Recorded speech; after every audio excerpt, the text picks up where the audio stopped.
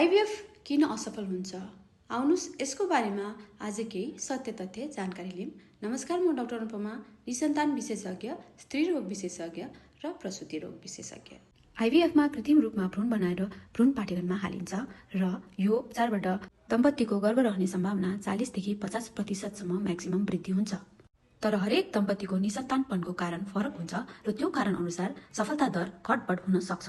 एउटै दम्पतिको पनि हरेक आइभीएफ साइकलको सफलता दर फरक हुन सक्छ।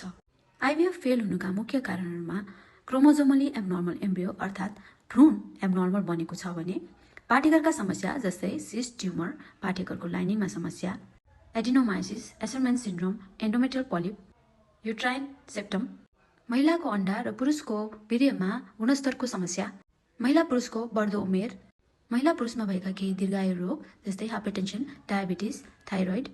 यी समस्याहरूमध्ये कुनै समस्या समाधान योग्य छ भने आइभीएफ गर्नु अगाडि समाधान गरिन्छ। कुनै समस्याहरू हुँदाहुँदै पनि त्यसलाई परिवर्तन गर्न सकिँदैन र त्यसै अनुसार आइभीएफ अगाडि बढाउन सकिन्छ भने कुनै समस्याहरू पत्ता लगाउन पनि नसकिने हुन्छ।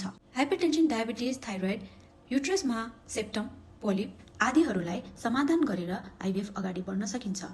उपचारपछि गरिएको आइभीएफमा सफलता दर बेटर हुन्छ। दम्पतिको बढ्दो उमेर, एग र स्पर्मको पोर क्वालिटी आइभीएफको सक्सेस रेटलाई घटाउने एउटा नकारात्मक कारण हुन्, तर यसलाई परिवर्तन गर्न सकिँदैन। देखाइएको चार्टमा देख्न सक्नुहुन्छ, एज बढ्दै गएपछि आइभीएफको सक्सेस रेट घट्दै जान्छ। 35 इयर्सपछि आइभीएफको सक्सेस रेट 35%मा डिक्रिज हुन्छ भने 40 इयर्सपछि आइभीएफ सफल हुने सम्भावना 25% भन्दा कम हुँदो रहेछ। उमेरकै कारणले प्रजनन क्षमता र प्रजनन गुणस्तर घट्ने भएकोले आइभीएफको सफलता दर घट्ने हो।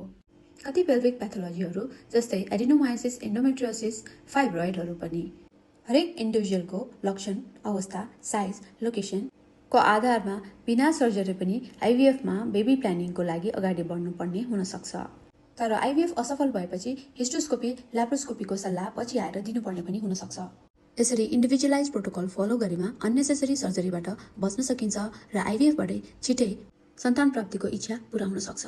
नर्मल आइभीएफमा बनेका भ्रूणहरू क्रोमोजोमली नर्मल छन् कि छैनन् भन्ने कुरा पत्ता लाग्दैन। संसारभरिको स्टडिजले आइभीएफमा बनेका भ्रूणहरूमध्ये 50% पनि एम्ब्रियोजहरू एब्नर्मल बन्न सक्छ भनेर भनिएको छ। यसको मतलब एउटा दम्पतिको बनेका भ्रूणहरूमध्ये आधी भ्रूण एब्नर्मल हुन सक्दो रहेछ र एब्नर्मल भ्रूण बनेको छ भने प्रेग्नेन्सी नेगेटिभ आउन सक्छ, अबर्सन हुन सक्छ।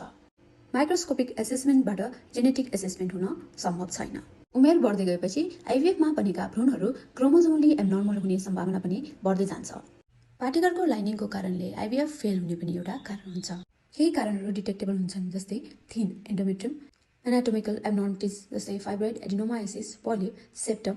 तर अनफर्चुनेटली कति कारणहरू डिटेक्टेबल हुँदैनन् जस्तै पोर युट्राइन रिसेप्टिभिटी जुन सेलुलर लेभलमा हुन्छ, इम्युनोलोजिकल कारण जसमा एम्ब्रियोजलाई युट्रसले रिजेक्ट गर्छ। डिटेक्टेबल कारणहरूलाई उपचार गरेर आइभीएफको सम्भावना बढाउन सकिन्छ भने अनडिटेक्टेबल कारणहरूको खासै केही उपचार हुँदैन।